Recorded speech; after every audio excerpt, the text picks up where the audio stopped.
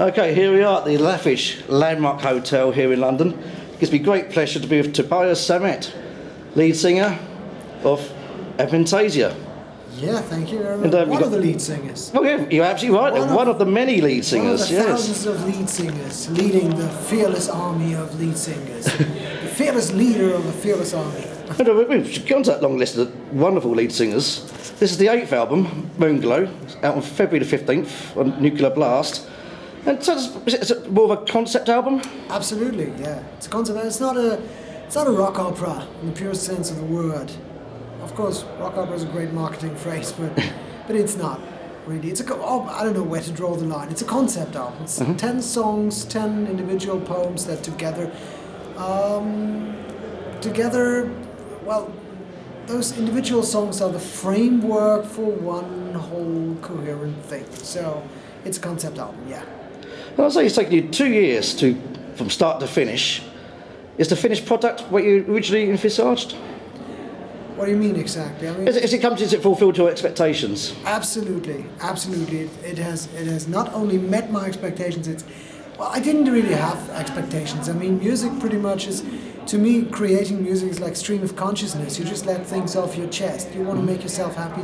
The quest is the purpose, you know, writing stuff and getting it off your chest and creating things that excite you yourself. So when you do something that pleases you extremely, then of course it helps if the outcome pleases you as well, but the work has been so great that even if the result would suck, it would be worth doing it. Sometimes it's great to just suck, you know, when you're a young band, that's what it's all about. Go out and suck. And be loud when you suck. But no, seriously, I'm really, really happy with the album. I'm very, very pleased. It's a very personal album, very ornamental, very... It's a great album with many details, very diverse, and it made me extremely happy to create it, and it makes me extremely happy and proud to listen to it now. Excellent. And also, we just mentioned there's a whole range of world-renowned musicians on this album, especially in the vocal department. We've got Geoff Tate, Eric Martin, Jørn Lande, Michael Kiske, who's worked on the first album. We've got Hansi Kürsch from Blind Guardian, Mille, Petrozza, I hope I've said his name right, from QREATOR. Well, it's more Italian, Petrozza. Yeah, Petrozza. Mille, say that like in Italian. Mille grazie. You've got Ronnie Atkins from Pretty Maids, Bob Caitli from the wonderful Magnum. Oh, yeah. And also, one surprised me, Candice Night. You got Candice Night involved. Yeah. I had that song, Moonglow, and it was a track that I had a special type of voice in mind for, but I didn't know who. I knew the type of voice, but I didn't know who it belonged to. Mm-hmm. So I just thought, who would be the right person? The song had been actually, most parts of the song had been written during Ghost Lights even. Mm-hmm. It was put on the back burner because something was right back then. And it got developed a bit further, and it sounded a little bit like Mike Oldfield, and it needed a vocalist that could sing very anthemic and strong in the chorus, very demanding vocal melody in the chorus, with a lot of difficult intervals, and very innocent and fragile and pure in the verse.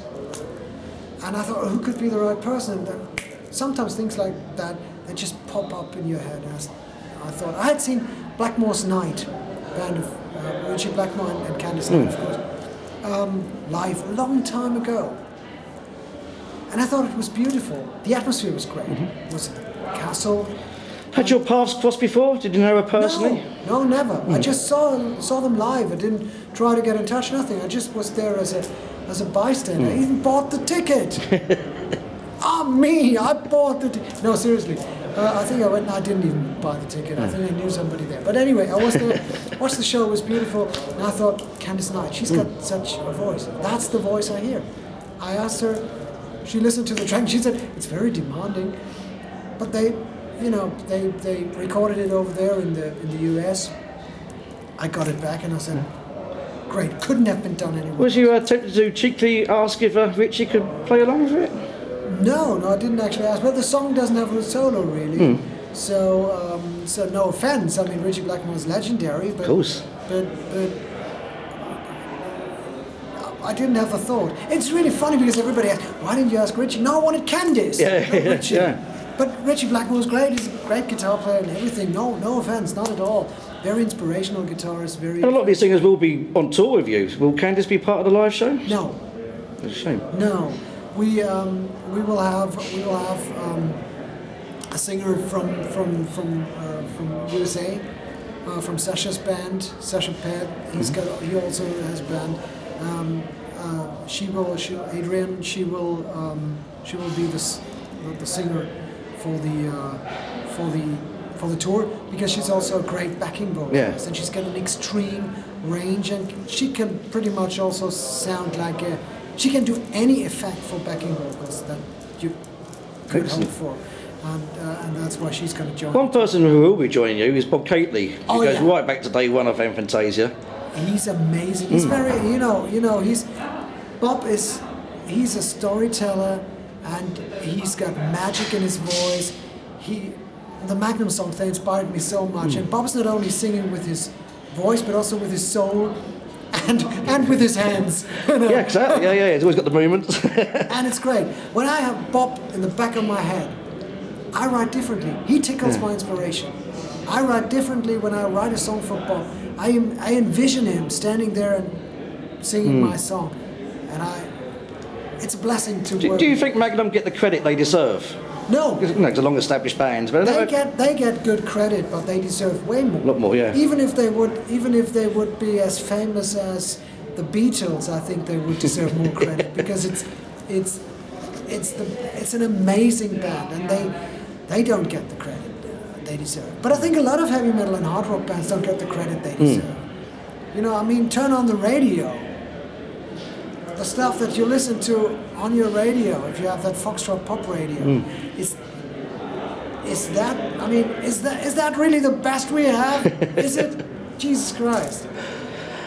Back to Moonglow. I say you got all these singers. How do you approach them? Do they choose the songs? Do you send them a batch of songs, or do you say, this is the song for you, I want you to sing it? Yeah, that's the case. Otherwise it would be, if you would let Democracy into a project with 50 people. Yeah, I email you back and I never email. Democracy is hell in a band of 5 people, but it is complete Batlam World War III in a band of 50 people consisting of alpha animals that sometimes are not available and sometimes are not involved in all it, and it would be, I think nobody would want to. Do you write the songs with that specific singer in mind? Sometimes, yes. Sometimes. Not always, but most of the time, yeah. In case, with Hansi Kürsch, for example, it wasn't the case. I wrote the song, I wanted Ravenchild, and I wanted the beginning sung by a woman. I envisioned it. It should be a woman, Celtic harp, and great atmospheric orchestral elements, and carrying world music elements. And I thought, no, that's too cheap. That would be too obvious. I'm going to ask Hansi Kürsch. So sometimes things like that happen. But in general, when I work with Bob Catley or Geoff Tate or Ronnie Atkins, I know, oh yes, that's a song I'm going to write for. It happens really right after starting to write a song. You have an idea. Yeah, that would be perfect for Bob. And then it's a Bob song. And then it becomes a living entity of its own. And generally, do they stick to your original lyrics, or do they sometimes get interpreted slightly different? The lyrics, yes, unless I really screw up because of lingual things. I'm not a native English speaker, so sometimes it was really funny. We had that song Lavender, which is lavender, of course, but I wrote it as Lavender. And then it was just like we were discussing. We had a huge gospel, not huge, but we were 5 people in the studio, gospel choir. We were sitting there discussing. People from South Africa, people from the USA. We were discussing. No, it should be lavender. Yeah, but the phonetics don't work with lavender. And of course, then Bob, in the end, he got the song. It was pre-recorded. The choirs, the backing vocals were there, and Bob had to cope with the odor of lavender. It was difficult for Bob to get on it. So sometimes they adjust little things when they don't make sense. Lyrically, grammatically or just, the language. But in general, they don't really change too much. Sometimes they will change a melody slightly. I remember when I worked with Jørn Lande for the first time on the Scarecrow album. I gave him the song. I said, I played it to him and I said, this is the song, this is the verse. He listened to it once and he said, he's great. He said, no, this is not the way I sing. I don't sing like that. I said, no, but that's me. We're giving you an idea. And yeah, but no, I don't sing like that. Record it. I'm going to do my version. And he did a first take. Marvelous. And something completely different. Complete different melody and everything. He all had it made up in his mind. He didn't have to rehearse it, nothing. He listened to my version once and said, no, I don't sing like that. Play it again. Sascha recorded, and then he did it. So he's a freak of nature. He's the seventh wonder of the world. Excellent. On your previous album, Ghostlights, you had the single Mystery of a Blood Red Rose, which you put into the German Eurovision Song Contest. Oh yeah. If you could choose one song from the new album to put into Eurovision, which one would that be? I have no idea. They're all way too long, It's, you have the rules of that contest are, the song must not be longer than 3 minutes. Oh, yeah. 3 minutes, 3 minutes into a song, I haven't even started to sing, It's Avantasia, this is flamboyant, this is like Wagner. And 3 minutes into the song, my voice hasn't even warmed up. So... Was doing the Eurovision a great experience for you? It wasn't really a great experience, it didn't do any harm. A lot of people thought of it to be...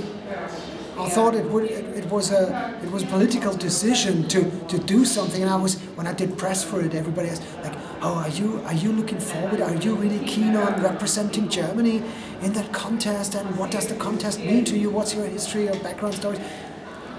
What the fuck? I never really watched that contest. Yeah. I was called by the record company, and they asked me, "Would you mind? Would you do it?" They expected me to say no, and I said, well, let me think about it. I have a new album out. I have a new single out. I'm going to get the opportunity to play my song in front of millions of people on TV.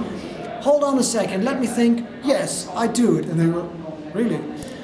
And after that, the avalanche started to roll. And I was doing press, as I said, and people were like, all these gossip papers from Germany were like, and you feel like a representative of Germany? No! I want to sell records. I have a new album out. I don't care about that fucking contest. You want to represent the world. Yeah, I want to represent the world of music. Great handmade music, and that's definitely not the right place for handmade music. Handmade music, it's, I'm old school. I want to write my stuff. It's an overall experience. I dreamed this up. I want to interpret it. I want to sing my stuff. I want to fill it with life. I'm from a different world. These people are, they would get in a songwriting team, cast a band or an artist and put it together like a jigsaw puzzle and try to figure out what could be successful, what has been successful in the recent years.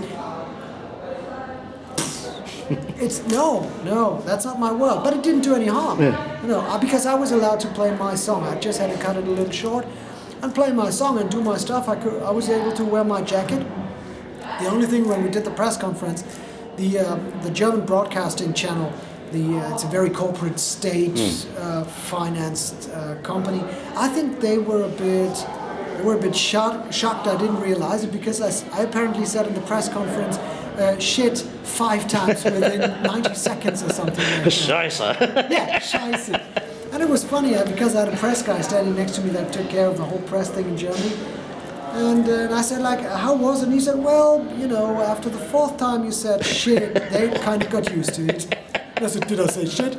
Yeah, about 5 times within 90 seconds. And you just said it 7 times here now. Yeah, but well, in the USA it would be a deal breaker. Going back to the album Moonglow, there's a bonus track at the end in honour of an AOR band. The song's called Heart, but it's not dedicated to the Wilson sisters. It's like in honour of Journey. Absolutely. And tell us about your love for Journey. Did I say that or did you hear that? Oh, I don't know. I hear whispers. Yeah. Well, absolutely. I'm a huge fan of Journey. I'm a huge fan of Steve Perry. Mm-hmm. New albums, by the way. Yeah, great. Very, excellent. Very, very great and it feels heartfelt. It feels like put together for the right reasons. And I like people who play music for the right reasons. There's not too many of them nowadays. People do it. They want to sound like this. They want to come across a certain way. But, you know, doing things for the right reasons. Pure joy of playing music. And to me, that's a homage to Journey. And I was allowed to do it because it was meant to be a bonus track right from the start, even though the lyrics could belong into the concept. The lyrics are quite serious lyrics that say a lot about me and my state of mind when I was putting the record together. But it's a great song, and when you do songs just for the joy of doing it, funny things come out, you know. It's like, because I always do it for the joy of doing it, but I had to say, Sascha is really the producer. He's really into delivering something that represents his taste and his. I mean, he can adjust to other people's taste because it's my album. But I said he wouldn't do something AOR oriented as we did in that song. But as soon as you say, Sascha, it's a bonus track, it's a tribute to Journey, just listen to Journey and do what they would do. Then he has that distance. If it's a bonus track, then he says, okay, let's do it that way. So that way you can trick him into doing things quite differently from what he would originally do. Yeah. Excellent. Now tell us about the artwork. Do you ever say in the artwork yourself? Of course. And who did the artwork? It's a dictatorship. yeah. Of course. You know, I'm like Nero. Oh, they are singing these Christians. I was like the whole package, you know, like Nuclear Blast, always excellent at putting value for money packages. And I think it's like a limited edition. There's like, it's like 2 CDs. It's a 64-page book with it. So how much of an input on that did you have? Absolutely, 100%. I chose the pictures myself. A lot of people think I'm crazy, and that's probably why I'm overworked and underslept. Well, lack in sleep. Lack of sleep. I wanted to have an artwork that would, because an artwork is very important for an album, not to sell it, but even for me, it's like you have those connotations, you know, those you have those mental connections. If I listen to Moonchild now, or Can I Play with Madness, it's a light blue song. It's light blue. The song is light blue, and the live version of Aces High is dark blue, because Live After Death is dark blue, and Seventh Son of Seventh Son is light blue. So it's very important to give your music the right face. It's the right body for the soul. So I wanted to have a special cover, and I looked on the internet and I checked cover artists and just looked at pictures pretty much. And I found this artist, Alexander Jansson from Sweden, who did something that was really, that I liked a lot. And I thought it was grotesque and eerie, and at the same time it was cute and fantastic. And I thought that would be the perfect guy to do an artwork for Moonglow. I asked him, he agreed. And talking about the whole packaging, I had a lot of absolutes say. I mean, I said I wanted it that way. It's all my ideas. I said, let's ask the fans on the internet. Let's have an interview with me in the booklet. Let's make a Moonglow making of package. Let's have photos in there, like a photographic making of Moonglow, and also the pictures, the illustrations in there, painted by Jon Atkins and Grimshaw. The idea came because I like Jon Atkins and Grimshaw's painting, old Victorian, long gone British painter. I have his paintings, not the original ones, unfortunately, but I have his paintings in my study. Over the piano there's one, over the desk there's another one. And I look at it every day, and it's inspiring. And he paints landscapes in moonlight. That's his specialty. That's what he's known for. Nightscapes with moonlight and very eerie. Yeah. And I said, okay, what if we illustrate the whole booklet with paintings of Jon Atkins and Grimshaw? And then I tried to get the permission to use those pictures, which is difficult because the rights are free. They have expired. The rights are, you have the rights. They are common denominator. Yeah. Well, everybody can use those pictures, but they are in a museum, and you're not allowed to take a photo in the museum. So the photographer has the rights to the photography of the painting that you can use. So I had to find an agency that would get me the... It was running around and trying to... But so yes, to answer your question, I have a say in all those things. Excellent. And we've got to wrap this interview up soon, but I've got 2 quick questions for you. One of the shows already sold out. You started off in Bratislava, Slovakia, or somewhere else in Slovakia. I forget the name of the town. Me too. But you sold out quite a lot of towns, like Hamburg was one. Yeah. And you mentioned on Facebook that don't buy tickets on touts. You know, if you must go to the show in Hamburg or make the effort, go to Copenhagen, go somewhere else. How would you tackle the ticket tout problem? How I would solve the ticket problem? I have no idea. I have no idea.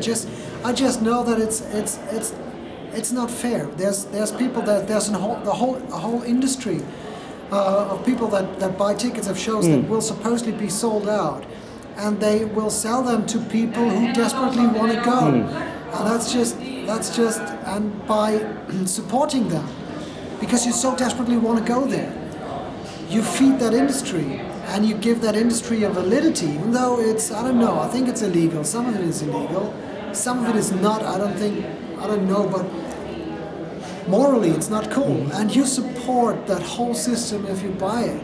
It's got nothing to do with me. I don't get less money, or I get. Do you think it's something that the government should look more into, like we've had trouble here in England? Is it something that the German government themselves look into? No, they don't look into.